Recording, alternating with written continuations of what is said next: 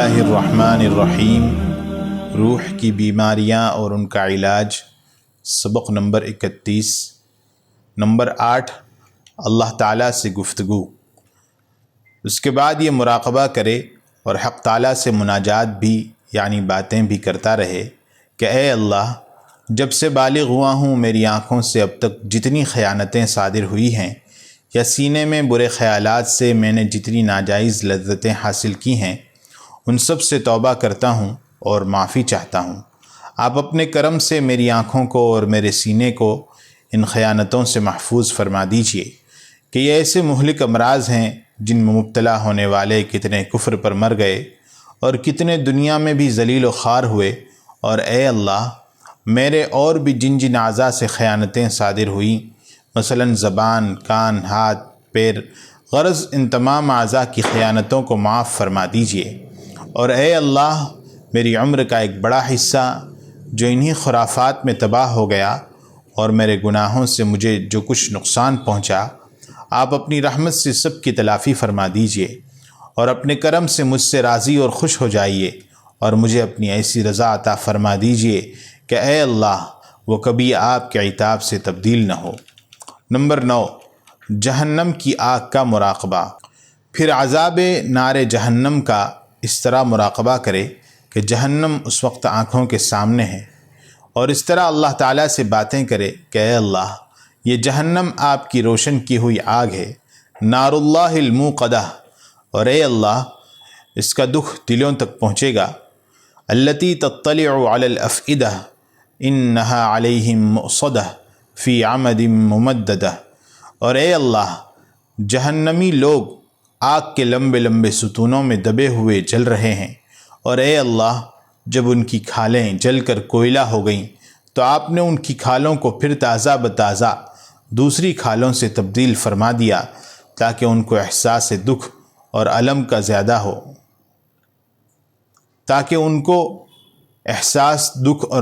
زیادہ ہو، کلما نضجت جلودہم بدلناہم جلودا غیرہا، اور اے اللہ، جب ان کو بھوک لگی تو آپ نے ان کو خاردار درخت زقوم کھانے کو دیا، اور یہ بھی نہ ہوگا کہ وہ اس کے کانٹوں کی تکلیف سے انکار سکیں مجھ سے اور یہ بھی نہ ہوگا کہ وہ اس کے کانٹوں کی تکلیف سے انکار کر سکیں کہ مجھ سے تو اب نہیں کھایا جا رہا ہے، بلکہ ان کو مجبوراً پیٹ بھرنا ہوگا۔ لآکلون من شجر من زقوم فمالئون منها البطون، اور اے اللہ، جب ان کو پیاس لگی تو آپ نے کھولتا ہوا پانی پلایا، اور اس پانی سے یہ انکار بھی نہ کر سکیں گے بلکہ اس طرح پیئیں گے جس طرح پیاسا اونٹ پیتا ہے۔ فشاربون علیہ من الحمیم فشاربون شرب الہیم، اور یہی ان کی مہمانی ہوگی قیامت کے دن، ھذا نزلہم یوم الدین، اور اے اللہ، جب انہیں کھولتا ہوا پانی پلایا جائے گا تو ان کی آنتیں کٹ کٹ کر پاخانے کی راہ سے نکلنے لگیں گی۔ وَسُقُوا مَاءً حَمِيمًا فَقَطَّعَ أَمْعَاءَهُمْ، اور اے اللہ، یہ جہنمی آگ اور کھولتے ہوئے پانی کے درمیان چکر کریں گے۔ یطوفون بینہا وبین حمیم آن، اور اے اللہ، جب رونا چاہیں گے تو آنسوؤں کے بجائے خون روئیں گے، اور جب شدت تکلیف سے نکل کر بھاگنے کی کوشش کریں گے تو ان کو پھر جہنم میں لوٹا دیا جائے گا۔ کلما ارادوا ان یخرجوا منہا اعیدوا فیہا، اور اے اللہ، جب ہر طرح سے ہار جائیں گے تو آپ سے فریاد کی اجازت چاہیں گے تو آپ فرمائیں گے اخسؤوا فیہا ولا تکلمون، اسی جہنم میں ذلیل پڑے رہو اور مجھ سے تم لوگ بات مت کرو۔ اے اللہ، دنیا کی ایک چنگاری کی ہمیں برداشت نہیں تو جہنم کی آگ کا جو 70 گنا اس آگ سے زائد ہے کیسے تحمل ہوگا؟ اے اللہ، ہمارے اعمال تو سزاوار جہنم ہیں، مگر آپ کی رحمت سے فریاد کرتا ہوں کہ جہنم کے دردناک عذاب سے نجات کو میرے لیے مقدر فرما دیجیے۔ یہاں پہنچ کر اس دعا کو 3 بار عرض کرے اور خوب روئے، رونا نہ آئے تو رونے والوں کا سا چہرہ بنا لے اور دل سے خوب ڈرے۔ شروع میں عذاب جہنم کے تصور سے دل کو زیادہ خوف محسوس نہ ہوگا، لیکن اس عمل پر دوام سے اور رونے والوں کی نقل کی برکت سے رفتہ رفتہ یقین و ایمان میں ترقی ہوتی رہے گی، اور ایک دن ایسا آئے گا کہ گویا جہنم کو آنکھوں سے دیکھو گے، پھر کسی نافرمانی کی ہمت نہ ہوگی، کیونکہ جہنم کی آگ کی شدت کا استحضار گناہ کی لذت کی طرف نفس کو متوجہ نہ ہونے دے گا، اور معاصی سے کلی اجتناب کی توفیق انشاءاللہ تعالی ہو جائے گی۔ نمبر 10، مراقبہ سفر آخرت۔ پھر اس کے بعد ذرا دیر موت کو یاد کرے کہ دنیا کے تمام ہمدرد، بیوی، بچے، عزیز و اقارب اور یہ سارے واہ واہ کرنے والے اور سلام حضور کرنے والے سب چھوٹ گئے، اور جس مکان کو ہم اپنا سمجھتے تھے اب بیوی بچوں نے زبردستی اس مکان سے نکال کر باہر کیا، اور اب روح تنہا رہ گئی۔ عناصر سے متعلق جتنی لذات تھیں ختم ہو گئی، یعنی حواس خمسہ سے جو عیش اندر پہنچ رہے تھے سب معطل ہو گئے۔ اب روح کے اندر اگر عبادات کے لذات اور انوار ہیں تو یہی کام آویں گے، ورنہ سب عیش خواب ہو گیا۔ پھر اپنے نفس کو یوں ڈرائے کہ لطف دنیا کے ہیں کئی دن کے لیے، کھو نہ جنت کے مزے ان کے لیے۔ یہ کیا اے دل تو بس پھر یوں سمجھ، تو نے ناداں گل دیے تن کے لیے۔ ہو رہی ہے عمر مثل برف کم، رفتہ رفتہ چپ کے دم بدم۔ اگر ہو سکے تو کبھی کبھی قبرستان میں حاضری دے اور سوچے کہ یہ لوگ بھی کبھی ہماری طرح زمین پر چلتے تھے، آج افسانہ ہو گئے۔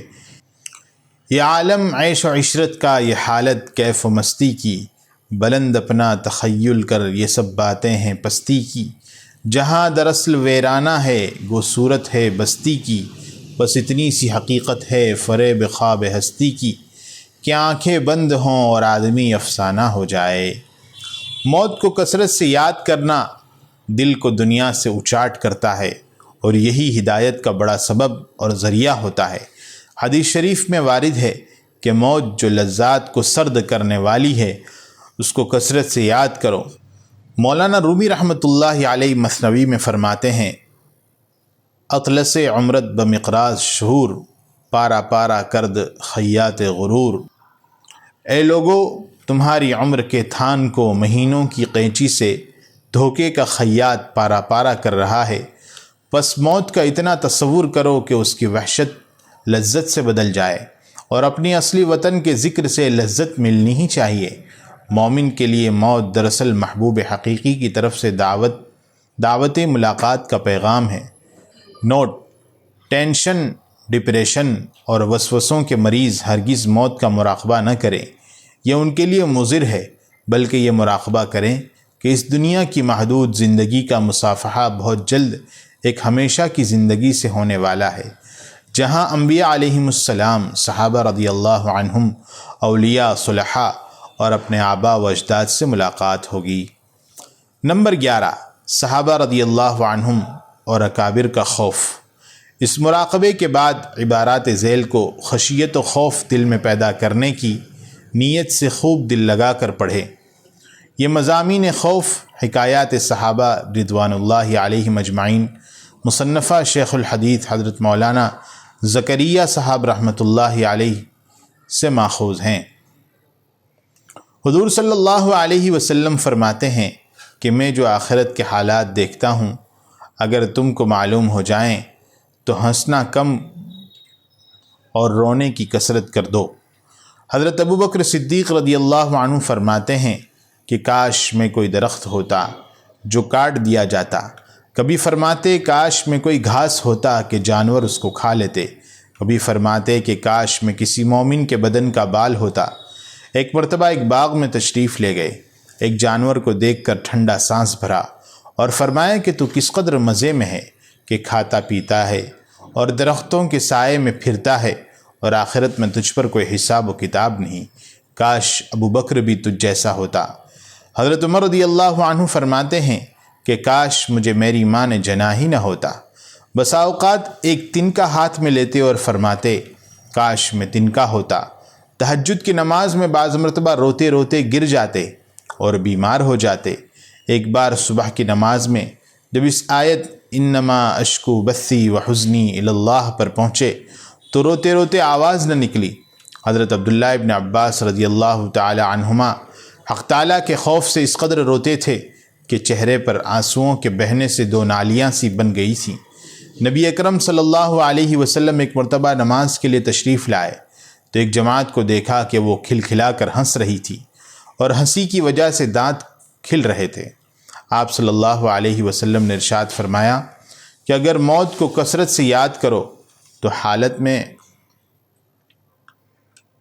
آپ صلی اللہ علیہ وسلم نے ارشاد فرمایا کہ اگر موت کو کثرت سے یاد کرو تو جو حالت میں دیکھ رہا ہوں وہ پیدا نہ ہو، لہٰذا موت کو کثرت سے یاد کیا کرو۔ اور قبر پر کوئی دن ایسا نہیں گزرتا کہ جس میں وہ یہ آواز نہ دیتی ہو کہ میں بیگانگی کا گھر ہوں، تنہائی کا گھر ہوں، مٹی کا گھر ہوں، کیڑوں کا گھر ہوں۔ حضرت عبداللہ ابن عمر رضی اللہ عنہما بہت رویا کرتے تھے، حتیٰ کہ روتے روتے آنکھیں بیکار ہو گئی تھی۔ کسی شخص نے ایک مرتبہ دیکھ لیا تو فرمایا کہ میرے رونے پر تعجب کرتے ہو؟ اللہ کے خوف سے سورج روتا ہے۔ ایک مرتبہ ایسا ہی قصہ پیش آیا تو فرمایا کہ اللہ کے خوف سے چاند روتا ہے۔ ایک نوجوان صحابی رضی اللہ عنہ پر حضور صلی اللہ علیہ وسلم کا گزر ہوا۔ وہ جب فَإِذَا انشَقَّتِ السَّمَاءُ فَكَانَتْ وَرْدَةً كَالدِّهَانِ پر پہنچے تو بدن کے بال کھڑے ہو گئے، روتے روتے دم گھٹنے لگا اور کہہ رہے تھے، ہاں جس دن آسمان پھٹ جائیں گے یعنی قیامت کے دن میرا کیا حال ہوگا، ہائے میری بربادی۔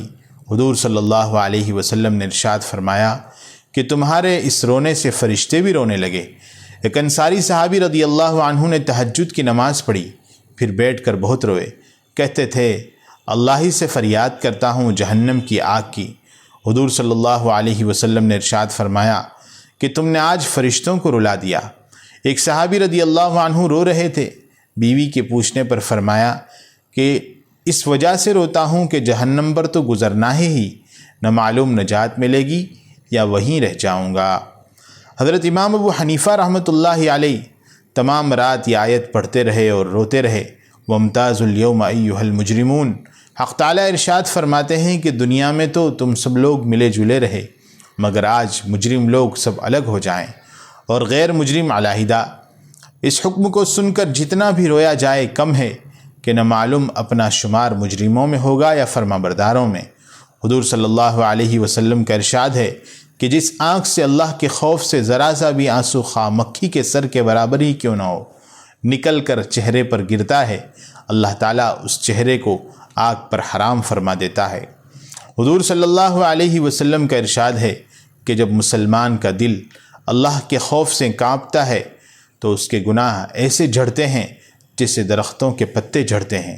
حضور صلی اللہ علیہ وسلم کا ایک اور ارشاد ہے کہ جو شخص اللہ کے خوف سے روئے اس کا آگ میں جانا ایسا مشکل ہے جیسا کہ دودھ کا تھنوں میں واپس جانا۔ ایک صحابی نے عرض کیا، یا رسول اللہ، نجات کا راستہ کیا ہے؟ حضور صلی اللہ علیہ وسلم نے ارشاد فرمایا، اپنی زبان کو روکے رکھو، گھر میں بیٹھے رہو اور اپنی خطاؤں پر روتے رہو۔ حضرت عائشہ صدیقہ رضی اللہ عنہا نے عرض کیا، یا رسول اللہ، آپ کی امت میں کوئی ایسا بھی ہے جو بے حساب جنت میں داخل ہو؟ آپ صلی اللہ علیہ وسلم نے ارشاد فرمایا، ہاں، جو اپنے گناہوں کو یاد کر کے روتا رہے۔ حضور صلی اللہ علیہ وسلم ارشاد فرماتے ہیں کہ اللہ کے نزدیک دو قطروں سے زیادہ کوئی قطرہ پسندیدہ نہیں، ایک آنسوں کا قطرہ جو اللہ کے خوف سے نکلا ہو، دوسرا خون کا قطرہ جو اللہ کے راستے میں گرا ہو۔ حضرت ابوبکر صدیق رضی اللہ عنہ کا ارشاد ہے کہ جس کو رونا آئے وہ روئے، ورنہ رونے کی صورت ہی بنا لے۔ حضرت کعب احبار رضی اللہ عنہ فرماتے ہیں، قسم ہے اس ذات کی جس کے قبضے میں میری جان ہے، اگر میں اللہ کے خوف سے روؤں اور آنسو میرے رخسار پر بہنے لگیں، یہ مجھے زیادہ پسند ہے اس سے کہ پہاڑ کے برابر صدقہ کروں۔ مضامین بالا کا مطالعہ نفس میں خدا کا خوف پیدا کرتا ہے، گناہوں سے حفاظت کا ذریعہ ہے اور اللہ کی رحمت واسعہ سے نا امید بھی نہ ہونا چاہیے۔ گناہوں کو یاد کر کے رونے سے بہت قرب نصیب ہوتا ہے، اور جس کو رونا نہ آئے تو وہ رونے والوں کی شکل بنا لے۔ اس نقل کی برکت سے انشاءاللہ تعالی یہ بھی کامیاب ہو جائے گا، جیسا کہ حضرت صدیق اکبر رضی اللہ عنہ کی روایت سے نقل گریہ ثابت ہے۔ اے خوشا چشمے کہ آں گریان اوست، اے ہمایوں دل کہ آں بریان اوست۔ وہ آنکھیں بہت مبارک ہیں جو اللہ تعالیٰ کی یاد میں رو رہی ہیں، اور وہ دل بہت مبارک ہے جو اللہ تعالیٰ کی محبت میں جل رہا ہے۔